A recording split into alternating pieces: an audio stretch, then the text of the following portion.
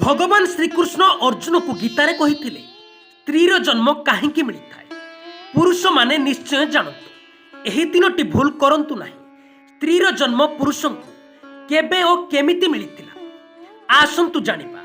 शास्त्र अनुसारे कुहा जाइछि जे जेउ मनुष्यंक भावना जेमिति होइथाए तांकु सही अनुरूप परवर्ती जन्मरे जन्म मिलिथाए। खास कर मृत्यु समय तार जेमिति चिंताधारा थाए किंबा जेउ भावनारे से रहिथाए तो तांकु सही प्रकार लिंग बा जनिरे जन्म हेबाकु पड़िथाए। संसार जेबे भी जीव अछंती सेमाने कोनोसी ना कोनोसी रूपरे प्रत्येक जुगरे एवं प्रत्येक समय थांती। आजिर ही भिडियो रे आमे जानिबा जे एमिति केउ कारण अछि जहा पाई कोनोसी पुरुषर परवर्ती जन्म एक स्त्री रूपरे होइथाए। भगवान श्रीकृष्ण अर्जुन को गीतारे कहिथिले एमिति कोनोसी समय नथिला जेबे मु नथिली कि तुमे नथिलो।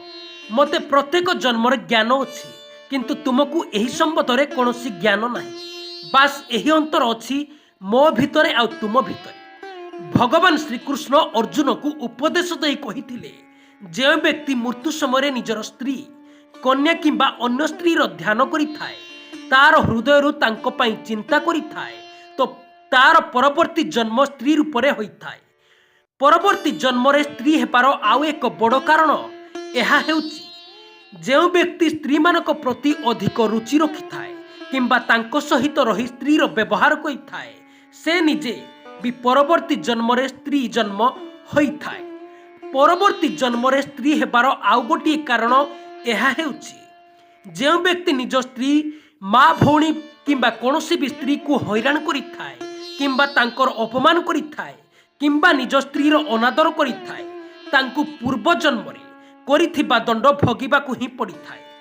भगवान श्रीकृष्ण अंतरे कहिछंती जेउठी नारी खुशी रहिथाए तो सेठारे देवता मानकर बास होइथाए एवं माँ लक्ष्मी सर्वदा सेठारे बास करिथांती। एमिति घर धन धान्य रे भरी रहिथाए। दर्शक बंधु भिडियोटी भल लागिले निहाती गोटिए लाइक करंतु एवं सांगमानक सहित शेयर करंतु एवं चैनल टी को नुआ आसीथिले चैनल टी को सब्सक्राइब करंतु।